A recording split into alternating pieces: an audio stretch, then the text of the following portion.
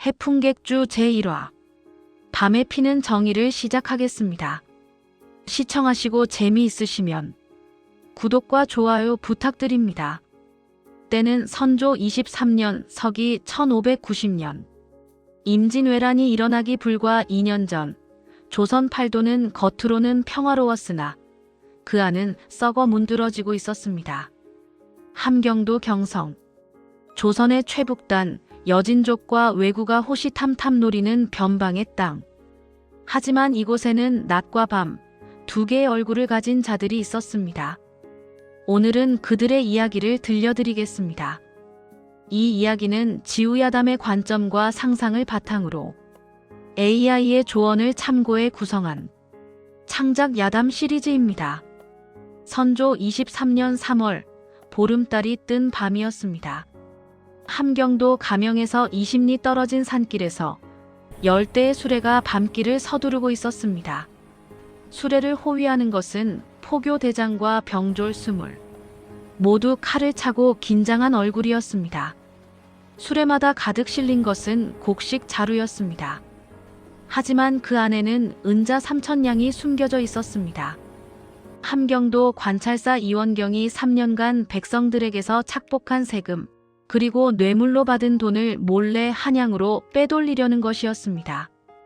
경성의 백성들이 굶어 죽어가는데도 흉년에도 세금을 걷어들이고 심지어 죽은 자에게까지 인두세를 매긴 그 돈. 그것을 자신의 배를 불리기 위해 빼돌리고 있었던 것입니다. 포교대장은 병졸들을 재촉했습니다. 날이 밝기 전에 가명에 도착해야 한다고 더 빨리 움직이라고 다그쳤습니다. 한 병졸이 걱정스럽게 물었습니다. 이 밤중에 이렇게 서두르면 산적이라도 만나면 어쩌냐고. 포교대장은 비웃었습니다. 이 수레에 뭐가 실렸는지 알면 산적 100명이 와도 건드리지 못할 거라고 오히려 자신만만하게 말했습니다. 하지만 그의 자신감은 오래가지 못했습니다. 갑자기 앞선 병졸이 소리쳤습니다. 저기 앞에 누가 서 있다고. 달빛 아래 한 사람이 길 한가운데 서 있었습니다. 검은 복면에 검은 도포를 입은 사내. 키는 6척이 넘어 보였고 당당한 체구였습니다. 하지만 그 눈빛만은 달빛보다 차가웠습니다. 포교대장이 고함쳤습니다. 비켜라, 우리는 관의 일로 급히 가는 중이라고. 검은 복면의 사내가 낮고 침착한 목소리로 말했습니다. 관의 일이라 참으로 아름다운 말이로군요. 그러더니 이렇게 물었습니다. 그런데 관의 일이 한밤중에 이렇게 몰래 해야 하는 것이었습니까? 포교대장은 칼을 빼들며 소리쳤습니다. 산적놈, 감히 관의 수레를 막다니. 검은 복면의 사내는 천천히 손을 들어 올렸습니다. 그 순간이었습니다. 사방 살림에서 마치 약속이라도 한 듯 수십 명이 일제히 나타났습니다. 모두 검은 복면에 검은 옷을 입고 있었습니다. 하지만 그들의 움직임은 일반 산적과는 달랐습니다. 훈련된 군사처럼 정확하고 신속했습니다. 검은 복면의 사내가 말했습니다. 이원경 관찰사께서 백성들에게서 빼앗은 돈, 제자리로 돌려보내러 왔습니다. 저항하지 마십시오. 우리는 사람을 다치게 하고 싶지 않습니다. 포교대장은 웃음을 터뜨렸습니다. 웃기는 소리라고 관군이 산적 따위에게 굴복할 수는 없다고 외치며 칼을 휘둘렀습니다. 그 순간 검은 복면의 사내가 움직였습니다. 눈에 보이지 않을 정도로 빠른 검술이었습니다. 찰칵! 포교의 칼이 땅에 떨어졌습니다. 하지만 놀랍게도 포교의 손목에는 상처 하나 없었습니다. 정확히 칼만 떨어뜨린 것이었습니다. 검은 복면의 사내가 다시 한번 말했습니다. 사람을 다치게 하고 싶지 않다고. 그의 목소리에는 위협이 아닌 진심이 담겨 있었습니다. 그로부터 한 시경, 검은 복면의 무리는 수레의 곡식 자루를 모두 열어 그 안의 은자를 빼냈습니다. 3,000냥, 한 푼도 빠짐없이 정확하게 가져갔습니다.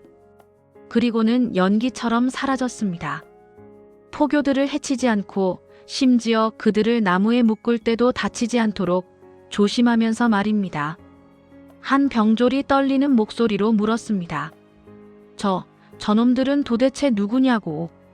포교 대장도 알 수 없었습니다. 하지만 분명한 건 그들이 이원경 대감의 비밀을 알고 있었다는 것. 그것이 더욱 두려웠습니다. 그날 새벽 경성 읍내 곳곳에서 놀라운 일이 벌어졌습니다. 가난한 과부 박 씨의 집 문 앞에는 쌀 한 가마니가 놓여 있었습니다. 병든 노인을 돌보는 집에는 약값이, 빚에 쫓기던 농부에게는 빚을 갚을 돈이 놓여 있었습니다. 과부 박 씨는 쌀 자루를 보고 눈물을 흘렸습니다. 이게 꿈이냐며, 하늘이 우리를 버리지 않으셨다며 울먹였습니다. 어느 집 손주가 할아버지에게 말했습니다. 쌀 자루에 글귀가 적혀 있다고. 모든 쌀 자루마다 똑같은 글귀가 적혀 있었습니다. 원래 그대들의 것이었던 것을 돌려드릴 뿐. 흑풍, 검은 바람이라는 뜻이었습니다. 백성들은 수군거렸습니다.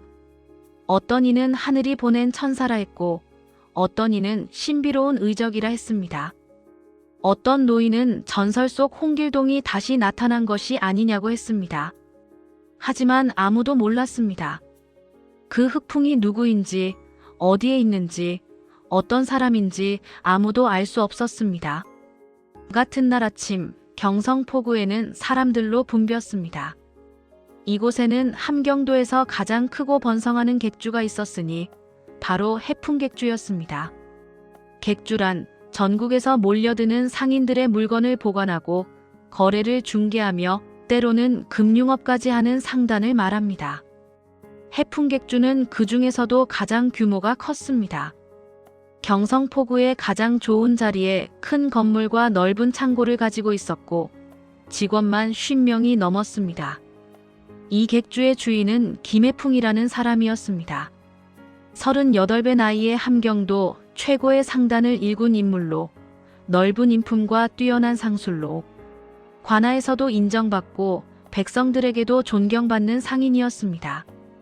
그날 아침도 김해풍은 활기차게 상인들을 맞이하고 있었습니다. 어서 오십시오. 오늘은 평안도에서 온 인삼이 들어왔습니다. 품질은 제가 보증하지요. 한 상인이 반갑게 말했습니다. 김상단주만 믿는다고 지난번 곡식 거래도 완벽했다고 칭찬했습니다. 김해풍은 키 6척의 당당한 체구를 가진 사내였습니다. 항상 미소를 띤 얼굴로 사람들을 대했고 목소리는 우렁차면서도 따뜻했습니다. 하지만 그 눈 속 깊은 곳에는 무언가 다른 빛이 숨어 있었습니다.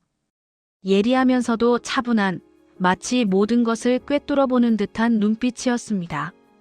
점심 무렵 김해풍은 창고 행수인 유통을 불렀습니다. 유행수, 어젯밤 물건 정리는 잘 되었는가? 유통은 40대의 지략가 같은 인상의 사내로 의미심장하게 대답했습니다. 예, 상단주님. 모든 물건이 제자리를 찾아갔습니다. 김해풍은 작게 웃으며 말했습니다. 그렇다면 다행일세. 우리 객주의 본분은 물건을 제자리에 놓는 것이니까. 이 대화를 듣는 사람은 그저 평범한 상단 업무 대화로 들렸을 것입니다. 하지만 그들의 대화에는 이중적인 의미가 숨어 있었습니다. 물건이란 은자 3,000냥을 뜻했고 제자리란 가난한 백성들을 의미했던 것입니다. 해풍객주. 겉으로는 정직한 상인 집단이었습니다. 하지만 그 이면에는 의적 조직 흑풍단이 숨어 있었던 것입니다. 객주의 직원 50명. 겉으로는 평범한 상단 일꾼들이었지만 그들 모두가 밤이 되면 검은 복면을 쓰는 의적들이었습니다. 이것이 바로 해풍객주의 진짜 정체였습니다. 해풍객주 뒤편에는 큰 창고가 있었습니다. 겉으로는 곡식과 물품을 보관하는 평범한 창고였지만 그 지하에는 비밀 공간이 숨어 있었습니다. 창고 바닥에 큰 쌀 자루들을 치우면 지하로 내려가는 계단이 나타났습니다. 그 아래에는 넓은 공간이 펼쳐져 있었습니다. 무기고 훈련장, 그리고 작전 회의실까지 완벽하게 갖춰진 비밀 기지였습니다. 벽에는 함경도 전역의 지도가 걸려 있었고 그 옆에는 부패한 관리들과 악덕 부자들의 명단이 붙어 있었습니다. 그날 저녁 김해풍은 핵심 간부들을 지하로 불렀습니다. 먼저 철산이 있었습니다. 대장간의 행수로 일하는 우람한 체구의 사내로 조직의 무기를 담당하고 있었습니다. 철산이 보고했습니다. 이번에 빼앗은 은자가 3,000냥이며 백성들에게 나눠준 것이 2,000냥이고 남은 1,000냥이 있다고 말했습니다. 김해풍은 고개를 끄덕이며 말했습니다. 그 돈은 조직 운영비로 쓰라고, 무기도 보수해야 하고 정보원들에게 줄 돈도 필요하다고 했습니다. 다음은 건풍이었습니다. 호위무사 대장으로 일하는 냉철한 인상의 사내로 실전 부대를 지휘하는 인물이었습니다. 건풍이 걱정스럽게 말했습니다. 이원경 관찰사가 가만히 있지 않을 것이며 필시 추적대를 보낼 거라고 했습니다. 김해풍은 여유롭게 웃었습니다. 걱정 마. 우리의 낯얼굴은 완벽해. 해풍객주는 관아의 세금도 꼬박꼬박 내고 군량미도 납품하는 모범 상단이잖나. 그의 말에는 자신감이 묻어났습니다. 이때 능청이 말했습니다.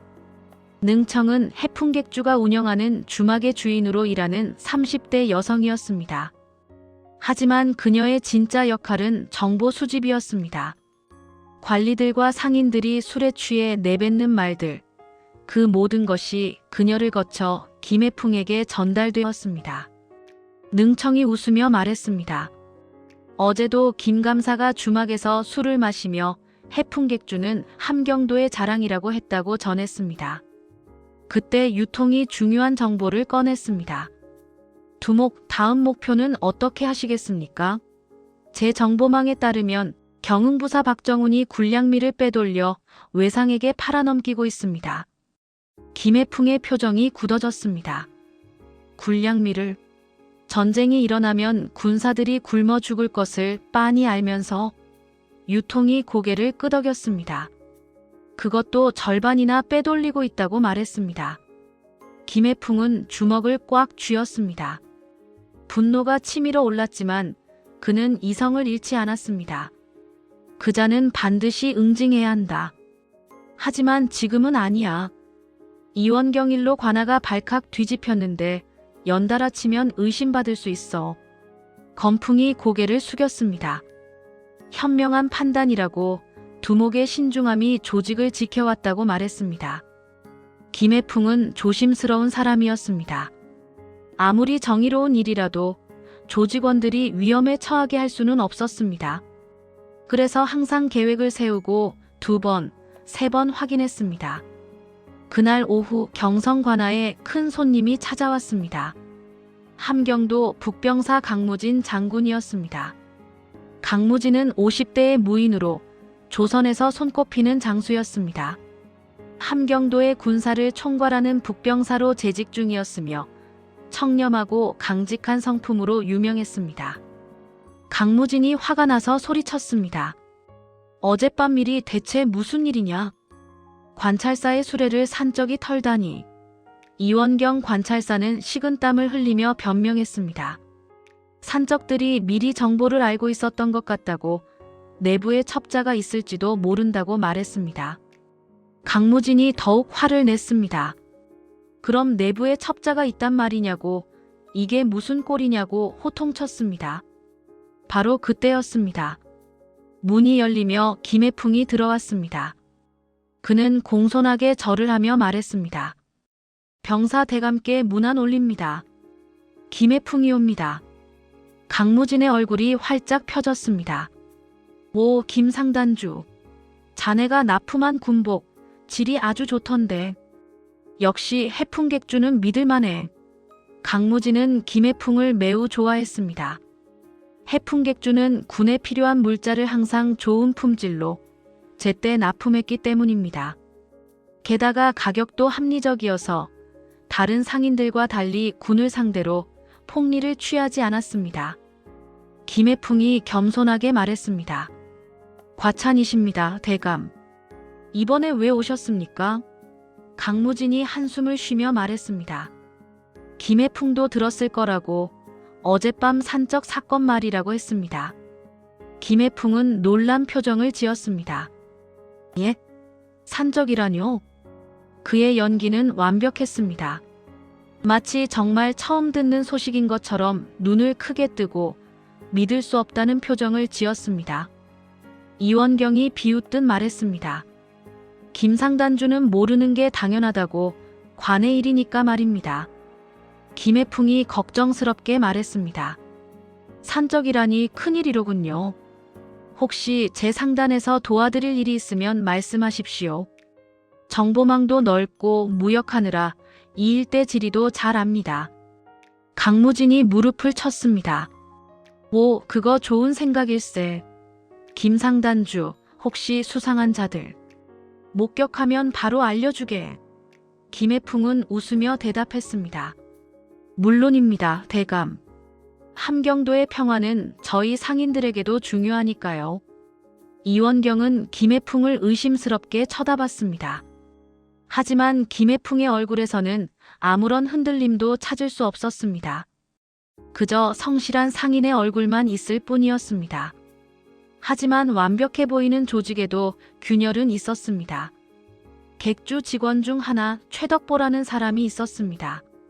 그는 석 달 전 해풍객주에 들어온 신입이었습니다. 빚에 쫓기다가 객주에서 일자리를 얻었고 열심히 일하는 것처럼 보였습니다. 하지만 최덕보에게는 비밀이 있었습니다. 어느 날 밤 최덕보는 몰래 객주를 빠져나와 어두운 골목에서 누군가를 만났습니다. 그림자 속에서 낮은 목소리가 들려왔습니다. 어떻게 됐나? 최덕보가 작은 종이를 건네며 말했습니다. 이게 제가 알아낸 정보입니다. 김해풍의 일정과 객주 직원들의 명단입니다.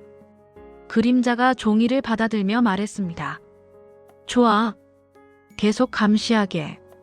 김해풍이 밤에 어디로 가는지, 누구를 만나는지 모두 기록하라. 최덕보가 조심스럽게 물었습니다. 그런데 돈은 언제? 그림자가 차갑게 말했습니다. 걱정 마. 내가 결정적 증거를 가져오면 이원경 대감께서 은자 100냥을 주실 것이다. 최덕보는 빚에 쫓기는 사람이었습니다. 고리대금업자에게 진 빚이 50냥. 갚지 못하면 처자식이 종으로 팔려갈 판이었습니다. 그래서 그는 이원경의 밀정 제안을 받아들였던 것입니다. 이원경은 그런 사람을 찾아내 밀정으로 심는데 능숙했습니다. 돈이 급한 사람, 원한이 있는 사람, 약점이 있는 사람, 그런 사람들을 찾아내 자신의 눈과 귀로 만드는 것이었습니다. 최덕보는 매일 밤 김해풍을 감시했습니다. 하지만 김해풍은 밤에도 그저 객주에서 장부를 보거나 가끔 기생집에 가는 것 외에는 수상한 행동을 하지 않았습니다. 최덕보는 점점 조급해졌습니다.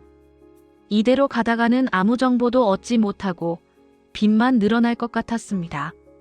한 달이 지났습니다. 김해풍은 조직원들을 모아놓고 놀라운 결정을 내렸습니다. 오늘 밤 우리는 움직이지 않는다. 건풍이 놀라서 물었습니다.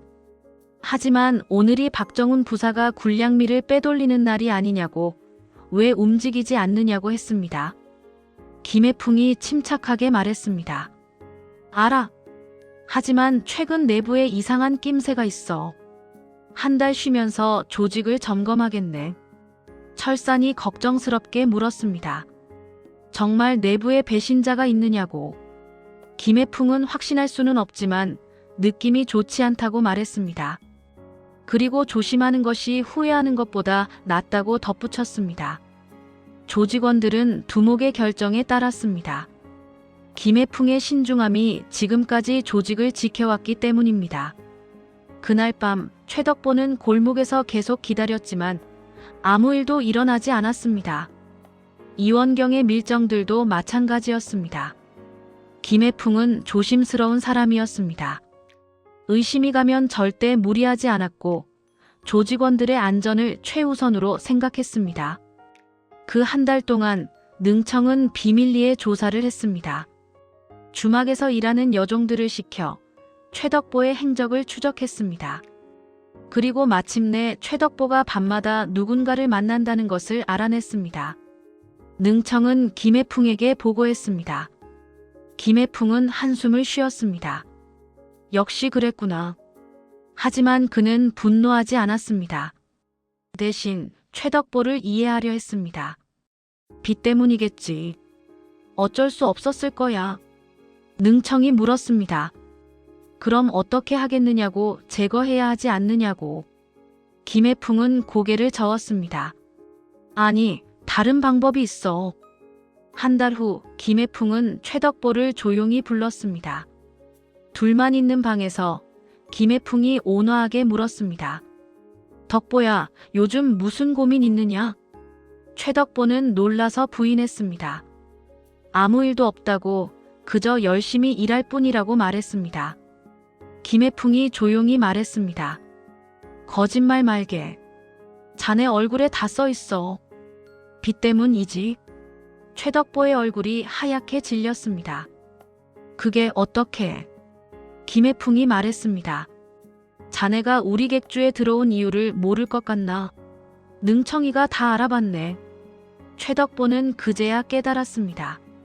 자신의 모든 행적이 들켰다는 것을, 자신이 밀정 노릇을 한 것도 다 알고 있다는 것을 말입니다.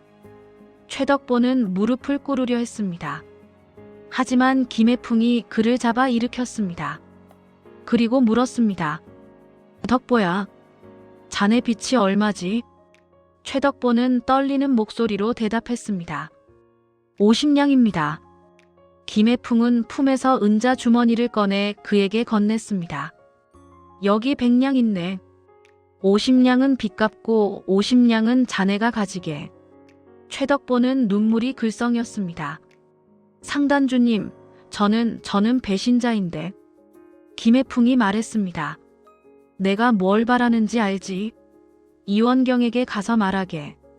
해풍객주는 그냥 평범한 상단이며 김해풍은 의심할 구석이 전혀 없다고. 최덕보가 무릎을 꿇으며 울었습니다. 죄송합니다. 정말 죄송합니다. 김해풍은 그를 일으켜 세웠습니다. 일어나게. 자네도 살아야 했으니까. 하지만 앞으로는 떳떳하게 살게. 약자를 위해 칼을 휘두를 용기는 없더라도 적어도 약자를 팔아넘기는 짓은 하지 말게. 최덕보는 고개를 숙인 채 끊임없이 사죄했습니다. 김해풍의 자비에, 그의 포용에 그는 진심으로 감동받았습니다. 그날 밤 최덕보는 이원경에게 갔습니다. 이원경이 기대에 찬 눈으로 물었습니다. 어떻게 됐나? 증거를 찾았나? 최덕보는 고개를 저었습니다. 대감마님, 한 달 동안 지켜봤지만 김해풍은 그냥 상인일 뿐입니다. 밤에도 객주에서 장부나 보고 가끔 기생집 가는 것 외에는 아무것도 없습니다. 이원경은 실망한 표정으로 혀를 찼습니다. 그럼 그놈이 아니란 말이냐? 최덕보는 거짓말을 했습니다. 하지만 이번에는 떳떳했습니다. 처음으로 자신이 옳은 일을 하고 있다는 확신이 들었습니다.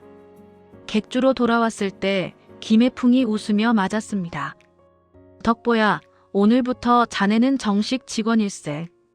진짜 해풍객주의 이런 말이야. 최덕보는 고개를 깊이 숙였습니다. 감사합니다, 상단주님. 김해풍이 덧붙였습니다. 하지만 밤의 일에는 아직 참여할 수 없네. 자네가 진정으로 우리와 한마음이 될 때까지는 말이야. 그때까지 낮에 일만 하게나. 최덕보는 이해했습니다. 신뢰는 하루아침에 얻어지는 것이 아니라는 것을, 자신이 그것을 증명해야 한다는 것을 말입니다. 그는 다짐했습니다. 언젠가는 진정한 흑풍단의 일원이 되겠다고, 검은 복면을 쓸 자격을 얻겠다고 말입니다. 며칠 후 밤, 흑풍단은 다시 움직일 준비를 했습니다. 이번 목표는 경흥부사 박정훈이었습니다. 유통의 정보에 따르면 박정훈은 매달 보름날 밤 군량미 500석을 빼돌려 외상에게 팔아넘기고 있었습니다. 그 대가로 받은 은자는 무려 2,000냥. 하지만 문제는 그뿐만이 아니었습니다. 군량미가 없으면 변방을 지키는 군사들이 굶주릴 수밖에 없었고, 만약 전쟁이라도 일어난다면 군사들은 제대로 싸울 수조차 없을 것이었습니다. 김해풍은 이것을 절대 용납할 수 없었습니다. 지하작전실에서 김해풍이 지도를 펼쳤습니다. 박정훈의 비밀창고는 경흥포구에서 3리 떨어진 산속에 있네. 외상과의 거래는 내일 밤 자정에 이루어질 예정이야. 건풍이 물었습니다. 호위 병력은 얼마나 되느냐고. 유통이 대답했습니다. 약 20명의 사병들이 창고를 지키고 있으며 모두 박정훈의 사적인 병력이라고 말했습니다. 철산이 고개를 끄덕였습니다. 20명이라면 충분히 제압할 수 있다고, 우리 정예 30명이면 된다고 말했습니다. 김해풍이 손을 들어 제지했습니다. 잠깐. 우리 목표는 사람을 다치게 하는 게 아니야. 군량미만 되찾으면 돼. 능청이 물었습니다. 그럼 어떻게 하느냐고. 김해풍이 미소를 지으며 말했습니다. 외상들이 오기 전에 먼저 가는 거지. 병사들이 교대하는 시간을 노려서 말이야. 유통이 손뼉을 쳤습니다. 역시 두목이라고. 병사들의 교대 시간은 밤 10시와 새벽 2시인데 10시에 치고 들어가면 혼란스러울 거라고 말했습니다. 김해풍이 고개를 끄덕였습니다. 정확해. 그리고 이번에는 한 가지 더 해야 할 일이 있어. 외상들에게 경고를 해야 해. 조선 땅에서 이런 더러운 장사를 하면 어떻게 되는지 똑똑히 보여줘야 해. 밤 10시 경흥 산속 비밀 창고. 달빛도 구름에 가려진 깜깜한 밤이었습니다. 박정훈의 비밀 창고는 큰 초가집 형태로 위장되어 있었습니다. 겉으로는 평범한 산속 민가처럼 보였지만 안에는 수백 석의 군량미가 쌓여 있었습니다. 창고 주변에는 20명의 병사들이 보초를 서고 있었습니다. 밤 10시가 되자 교대조가 나타났습니다. 먼저 온 병사들과 새로 온 병사들이 서로 인사를 나누며 상황을 전달하고 있었습니다. 바로 그 순간이었습니다. 휙! 화살 하나가 날아와 횃불을 정확히 맞췄습니다. 불이 꺼지며 주변이 순식간에 어둠에 잠겼습니다. 뭐야? 병사들이 당황해하는 사이 검은 그림자들이 사방에서 나타났습니다. 흑풍단이었습니다. 김해풍이 앞장서서 나타나며 말했습니다. 무기를 버리십시오. 우리는 당신들을 해치려는 게 아닙니다. 병사대장이 칼을 빼들며 소리쳤습니다. 산적놈들, 감히 부사님의 창고를. 김해풍이 한숨을 쉬었습니다. 부사님의 창고라. 이 군량미가 원래 누구의 것인지 아십니까? 그러자 건풍이 앞으로 나서며 말했습니다. 이것은 나라의 군량미입니다. 변방을 지키는 군사들이 먹어야 할 쌀입니다. 박정훈이 사적으로 빼돌려 외놈들에게 팔아넘긴 것이죠. 병사들이 술렁거렸습니다. 사실 그들도 알고 있었습니다. 자신들이 지키는 것이 부정한 물건이라는 것을 말입니다. 하지만 먹고 살기 위해 박정훈의 명령에 따를 수밖에 없었습니다. 병사대장이 주저하며 말했습니다. 그렇다 해도 우리는 명령을 받았소. 이 창고를 지키라는. 김해풍이 다가가며 말했습니다. 그 명령이 옳은 명령입니까? 나라를 배신하고 외놈들과 결탁하는 것이 군인의 도리입니까? 병사대장은 대답할 수 없었습니다. 김해풍이 계속 말했습니다. 당신들도 피해자입니다. 박정훈에게 이용당하고 있을 뿐이죠. 우리는 당신들과 싸우고 싶지 않습니다. 그냥 물러나 주십시오. 잠시 침묵이 흘렀습니다. 병사대장이 칼을 천천히 내렸습니다. 알았소. 우리는 본 적이 없소. 아무것도. 다른 병사들도 하나둘 무기를 내렸습니다. 김해풍이 고개를 숙여 감사를 표했습니다. 현명한 선택입니다. 당신들의 양심에 감사드립니다. 흑풍단은 신속하게 움직였습니다. 창고 안으로 들어가 군량미 500석을 확인했습니다. 설산이 감탄하며 말했습니다. 이거 품질 좋은 쌀이네요. 이걸 군사들이 아니라 외놈들에게 팔다니. 김해풍이 명령했습니다. 절반은 북방 군사들에게 보내고 절반은 굶주리는 백성들에게 나눠주자. 조직원들이 일사불란하게 움직였습니다. 수레를 준비하고 쌀을 옮기기 시작했습니다. 그때 유통이 창고 안쪽에서 무언가를 발견하고 김해풍을 불렀습니다. 두목, 이것 좀 보십시오. 창고 한쪽에는 은자 상자들이 쌓여 있었습니다. 유통이 상자를 열어보니 은자가 가득했습니다. 이게 외상들이 지불한 돈인 모양입니다. 대략 2,000냥은 되겠습니다. 김해풍의 눈빛이 차갑게 변했습니다. 이것이 조선의 안보를 판 대가로구나. 그는 잠시 생각하다가 말했습니다. 이 돈은 북방 군영의 익명으로 기부하자. 군사들의 무기와 방어시설을 개선하는 데 쓰이도록. 능청이 고개를 끄덕였습니다. 좋은 생각입니다, 두목. 배신으로 얻은 돈을 나라를 지키는 데 쓰는 것이군요. 자정이 가까워졌습니다. 흑풍단은 이미 군량미를 모두 옮겼고 창고는 텅 비어 있었습니다. 김해풍은 몇 명의 조직원들과 함께 창고 근처 숲속에 숨어 기다렸습니다. 곧 외상들이 나타났습니다. 대략 10명 정도의 외인들이 수레를 끌고 나타났습니다. 그들의 우두머리로 보이는 자가 주위를 둘러보며 이상하다는 표정을 지었습니다. 병사들은 어디 갔나? 약속 시간인데. 그가 창고 문을 열었습니다. 텅 빈 창고를 본 외상들은 경악했습니다. 뭐야? 쌀이 다 어디 갔어? 바로 그때 김해풍이 나타났습니다. 달빛 아래 검은 복면을 쓴 채로 창고 지붕 위에 서 있었습니다. 외상들이 칼을 빼들었습니다. 너 누구냐? 김해풍이 차갑게 말했습니다. 조선 땅에서 조선의 것을 훔쳐가려는 자들에게 경고하러 왔소. 그가 손을 들자 숲속에서 수십 개의 화살이 일제히 외상들을 겨냥했습니다. 외상들은 꼼짝할 수 없었습니다. 김해풍이 계속 말했습니다. 오늘은 살려보내주겠소.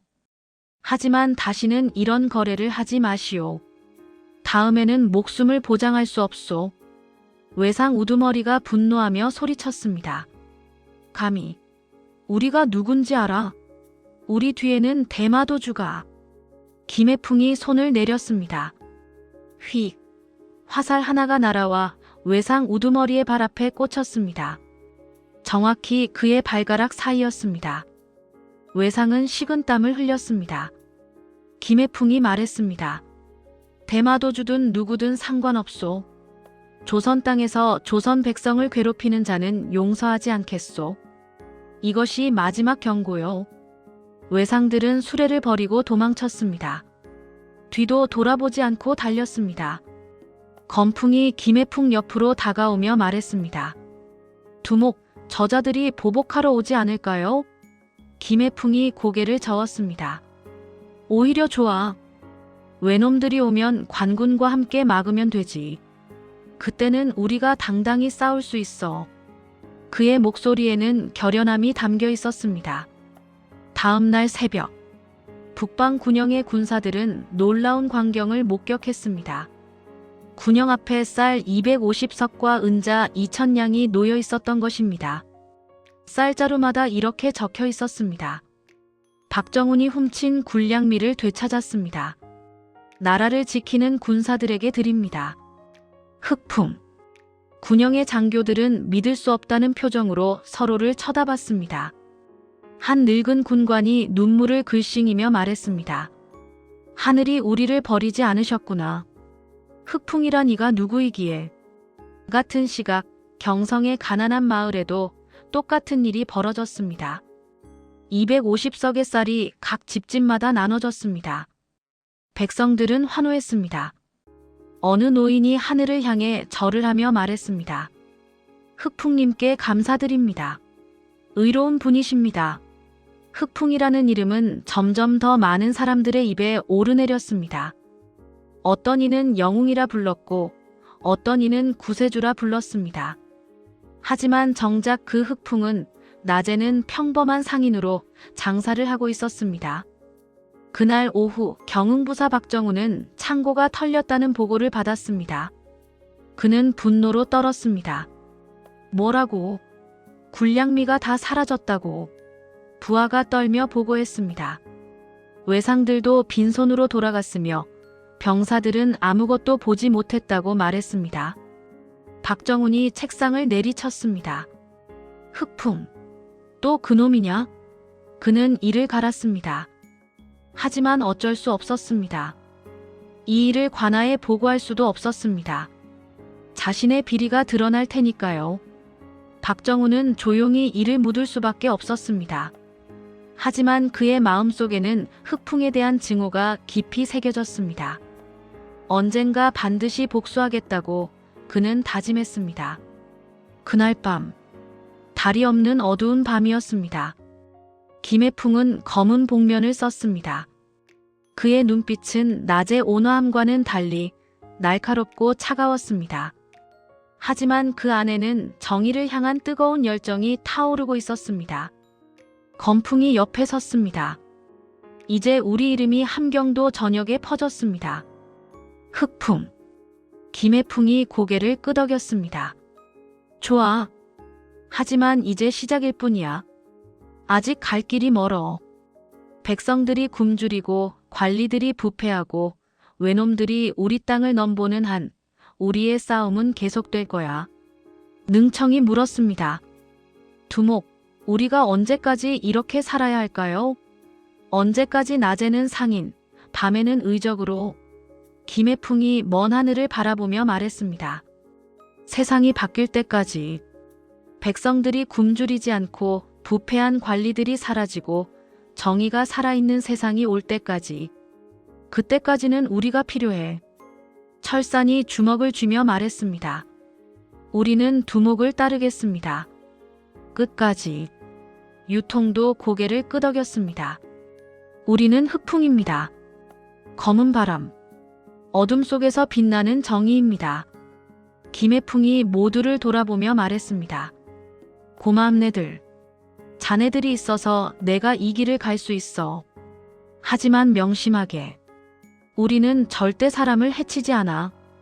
우리는 도둑이 아니라 의적이야. 백성들의 것을 되찾아주고 약한 자들을 보호하는 것. 그게 우리의 길이네. 모두가 대답했습니다. 명심하겠습니다, 두목. 그들은 다시 어둠 속으로 사라졌습니다. 검은 그림자들이 밤하늘 아래를 가로질렀습니다. 마치 바람처럼 흔적도 없이 움직였습니다. 이것이 바로 흑풍이었습니다. 검은 바람처럼 강하고 바람처럼 막을 수 없는 존재들이었습니다. 낮에는 상인으로, 밤에는 의적으로. 두 개의 얼굴을 가진 자들. 그들의 이야기는 이제 시작일 뿐이었습니다. 하지만 그들은 아직 몰랐습니다. 북쪽 바다에서 더 큰 위험이 다가오고 있다는 것을. 여진족의 침입이 시작되고 있다는 것을. 그리고 조선 땅 어딘가에서 더 큰 음모가 꿈틀거리고 있다는 것을. 흑풍단은 곧 더 큰 싸움을 맞이하게 될 것입니다. 정의와 악이 충돌하는 피비린내 나는 전쟁을 말입니다. 하지만 김해풍은 두려워하지 않았습니다. 그에게는 동료들이 있었고 신념이 있었고 무엇보다 백성들의 지지가 있었습니다. 흑풍, 검은 바람. 그 이름은 함경도 전역에서 희망의 상징이 되어가고 있었습니다. 가난한 자들에게는 구원이, 악한 자들에게는 공포가. 그렇게 흑풍의 전설이 시작되었습니다. 제2화 다음 편은 북녘의 칼날입니다. 여진족이 국경을 넘어 침입했습니다. 마을이 불타고 백성들이 끌려갑니다. 관군만으로는 막을 수 없습니다. 흑풍단은 어떻게 할 것인가? 낮의 얼굴을 벗고 정면으로 싸울 것인가? 아니면 그림자 속에서 적을 무너뜨릴 것인가? 김해풍의 선택은? 그리고 강무진 장군은 흑풍의 정체를 눈치챌 것인가? 긴장감 넘치는 전투와 함께 흑풍단의 진짜 힘이 드러납니다. 지금까지 시청해주셔서 감사합니다. 곧 찾아뵙겠습니다.